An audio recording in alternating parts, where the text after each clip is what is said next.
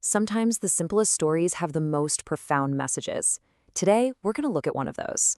It's all about quiet work, overlooked strength, and what it really takes to build something that actually lasts. So let's dive right in. So let's set the scene.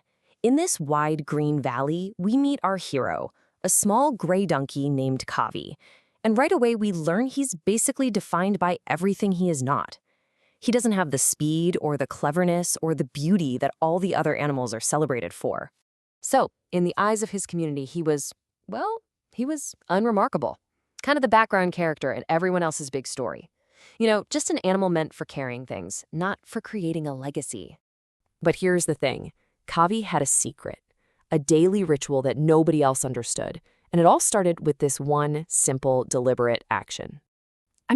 Every single morning, he'd head out to this dry, empty patch of land, and with his small hooves, he would just dig, slowly, quietly, and so patiently, while all the other animals were just goofing off by the river. And you can bet this strange, silent work did not go unnoticed. The monkey would point and laugh, shouting, "Look at him, trying to be important."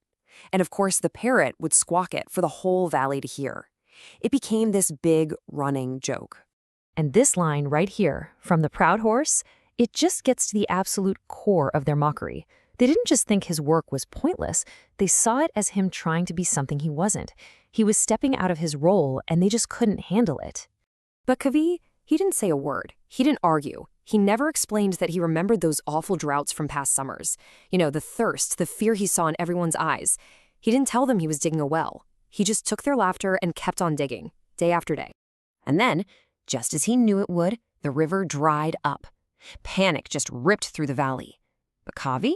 He walked calmly over to that deep hole he'd been working on, struck the ground one last time, and suddenly, there it was. Cool, clear water. The very same animals who mocked him were now drinking from his well. And in that one moment, he was no longer just a donkey. So, what a powerful story, right? But it really makes you wonder, why a donkey? Why was it so important for the hero of this story to be a donkey? Let's break down that symbolism. Look, the choice of a donkey here, it is absolutely not random. The entire moral of the story is so much more powerful because the hero is the one creature that everyone, and I mean everyone, least expects. What you're seeing here is this really deep cultural divide, especially in traditions like Indian folklore.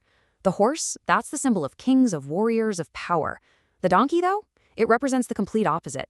The common folk, the quiet laborer, the humble and often totally overlooked worker. And this quote just nails it, right?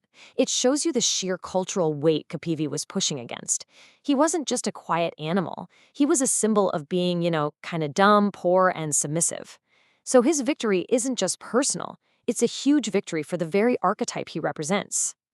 The reason Kavavi's story feels so true is because it's not really just a fable. It's a perfect picture of the principles that drive success in the real world, especially for all the people out there who work outside of the spotlight. Think about it. We're always celebrating the loud, flashy, extroverted success stories, aren't we? But Kavi shows us a different path, the path of the quiet achiever. His digging is really just a metaphor for that consistent, focused effort that nobody notices, until the results are so big you just can't ignore them. So let's break down this playbook, because Kavi ticks all the boxes. He's a deep thinker. He remembered the past droughts. He's humble, never bragged about his plan. He's totally self-motivated and incredibly consistent, digging every single day. And he's 100% results-driven. He knew water was the only thing that mattered. But maybe the most crucial trait of all is resilience. See, for Kavi, the setbacks weren't physical failures. They were social. The constant mockery, the doubt, the isolation.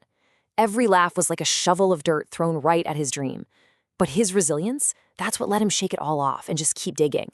That right there, that is the engine of silent success. All right, so we've got the story and we've got the principles behind it. But why does a fable about a donkey stick in our brains so much better than, say, a list of personality traits? Well, that's the magic of storytelling. No, really, think about it. If you saw an article titled, "Be Resilient and Consistent," it just doesn't hit you in the same way, does it? There's a really powerful psychological reason for that.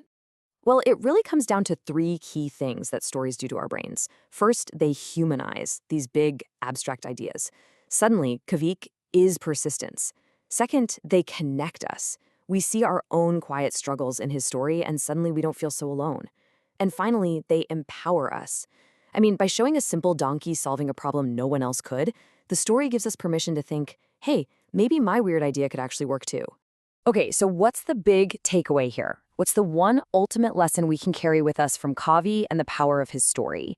It actually boils down to a really simple but powerful action.